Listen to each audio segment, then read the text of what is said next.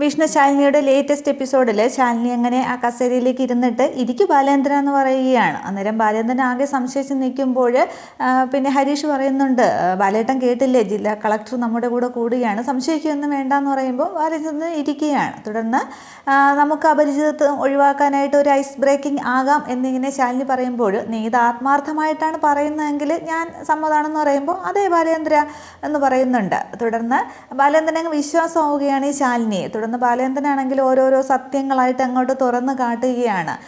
നീ നമ്മുടെ അടുത്തേക്ക് വന്നതിൽ വലിയ തെറ്റൊന്നും എനിക്കിപ്പോൾ തോന്നുന്നില്ല, ഇങ്ങനെയുള്ള ഉദ്യോഗസ്ഥരെ ആദ്യം നാട് നന്നാക്കാം എന്നൊക്കെ അങ്ങോട്ട് കരുതും, അങ്ങോട്ട് വഞ്ചി അങ്ങോട്ട് തനിയെ തുഴയാനായിട്ട് തുടങ്ങും. പിന്നീട് തിരിഞ്ഞ് നോക്കുമ്പോൾ ആരും കാണില്ല, ഓഫീസേഴ്സൊന്നും അവരുടെ കൂടെ കാണില്ല. പിന്നെ ഇത്രയും നാൾ നമ്മൾ എന്തിനാ തുഴഞ്ഞത്, ഈ നാട് നീ നമ്മളാരും വിചാരിച്ചാലും നന്നാവാൻ പോകുന്നില്ല എന്നൊക്കെ അങ്ങ് വിചാരിക്കും എന്നിങ്ങനെ പറയുകയാണ്. ശാലിനി ഇതെല്ലാം അങ്ങോട്ട് കേട്ട് നിൽക്കുകയാണ്.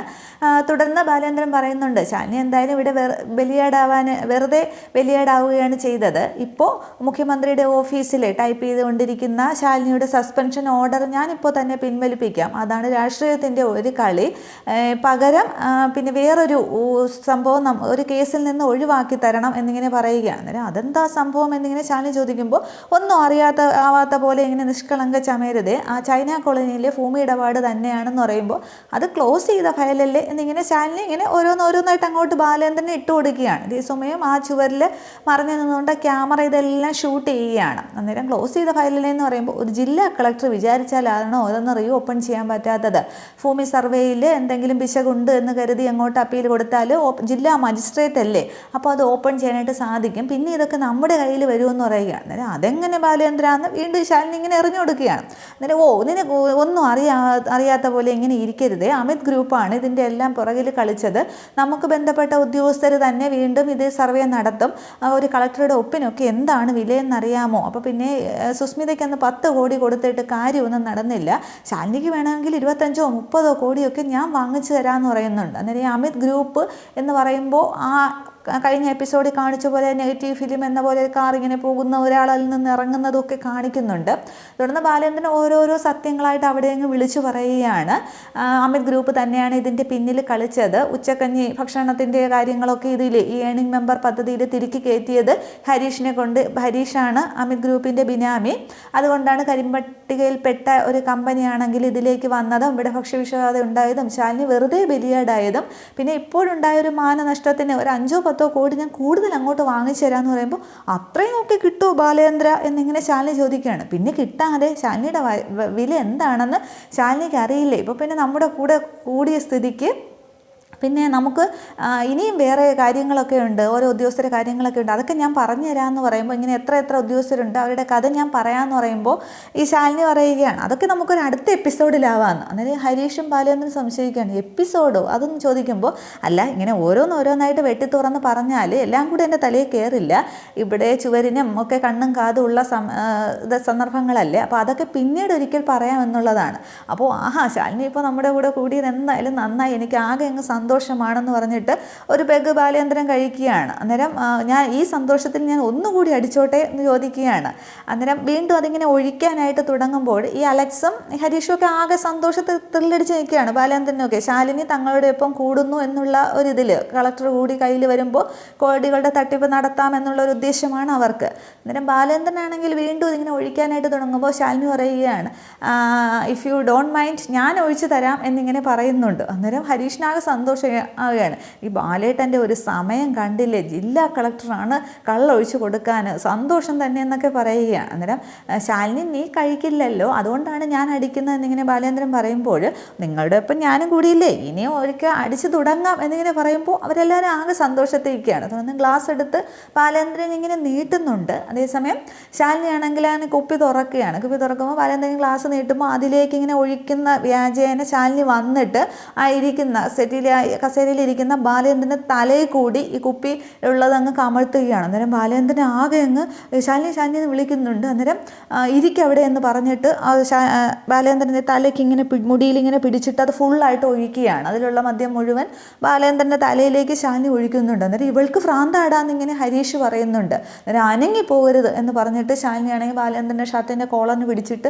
നിൻ്റെ കൂട്ടുകാരൻ പറഞ്ഞത് കേട്ടില്ലേ, എനിക്ക് ഭ്രാന്ത് തന്നെയാണെന്ന് പറഞ്ഞിട്ട് അവിടെ ഇരുന്ന ലൈറ്റർ എടുത്ത് ഇങ്ങനെ കത്തിച്ചു പിടിച്ചു പിടിക്കുകയാണ്. അന്നേരം ശാലിനി കത്തിക്കരുതെന്ന് പറഞ്ഞ് ബാലേന്ദ്രന് ആകെ അങ്ങ് നിലവിളിക്കുന്നുണ്ട്. ഈ അലക്സും ഹരീഷും ഒക്കെ ആകെ പേടിച്ച് നിൽക്കുകയാണ്.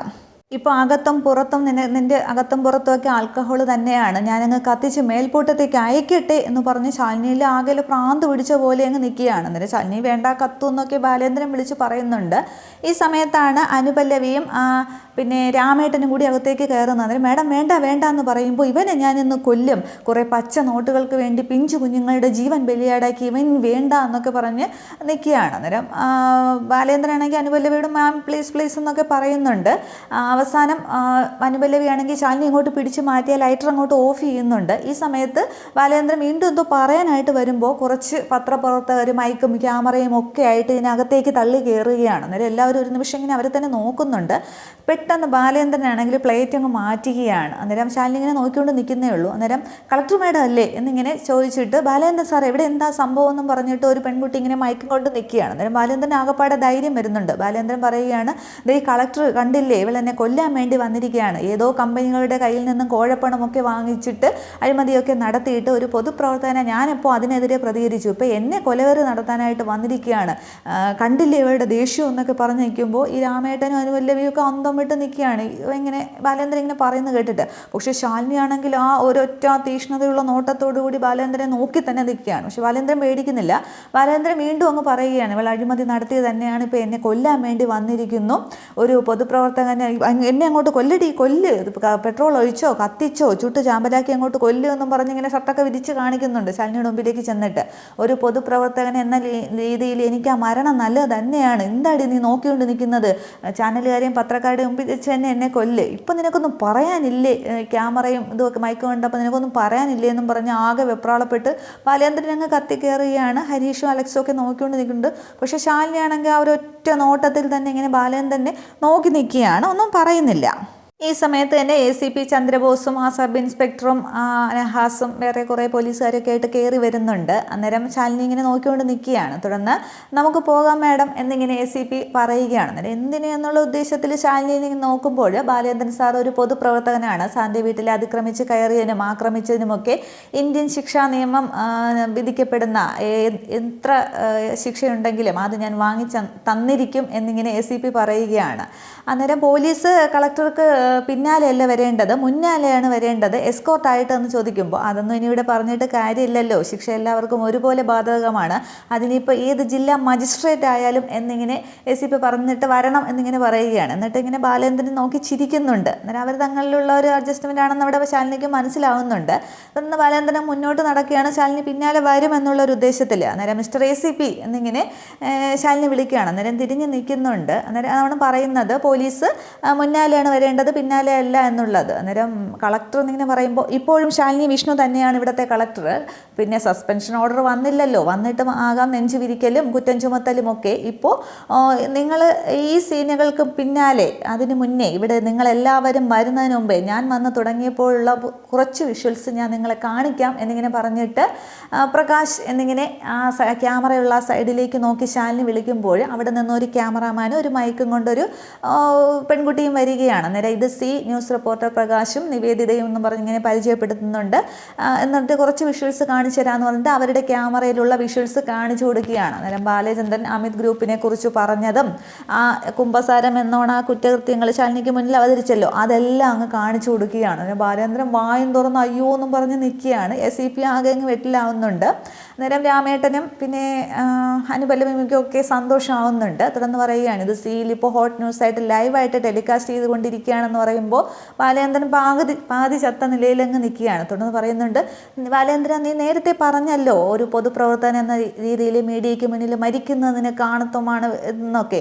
ഒരു വിധത്തിൽ ഇത് നിൻ്റെ മരണം തന്നെയാണ്, ഒരു പൊതുപ്രവർത്തകനായ നിൻ്റെ മരണം. ഇനി നീ വേണമോ വേണ്ടയോ എന്നുള്ളതൊക്കെ ജനങ്ങൾ തീരുമാനിക്കും എന്നിങ്ങനെ പറയുകയാണ്. എന്നിട്ട് മിസ്റ്റർ ACP കൂട്ടിക്കൊണ്ട് പോകണം എന്നിങ്ങനെ പറയുമ്പോൾ വാ ബാലേന്ദ്ര എന്നിങ്ങനെ നിവർത്തിയില്ലാതെ ACP അനുസരിക്കുകയാണ്. അന്നേരം ബാലേന്ദ്രൻ സാറേ എന്നിങ്ങനെ ചന്ദ്രബോസ് സാറേ എന്നിങ്ങനെ ബാലേന്ദ്രൻ വിളിക്കുകയാണ്. അന്നേരം വേറെ നിവർത്തിയില്ലടോ എന്നിങ്ങനെ കടിച്ചു പിടിച്ച് ACP പറയുന്നുണ്ട്.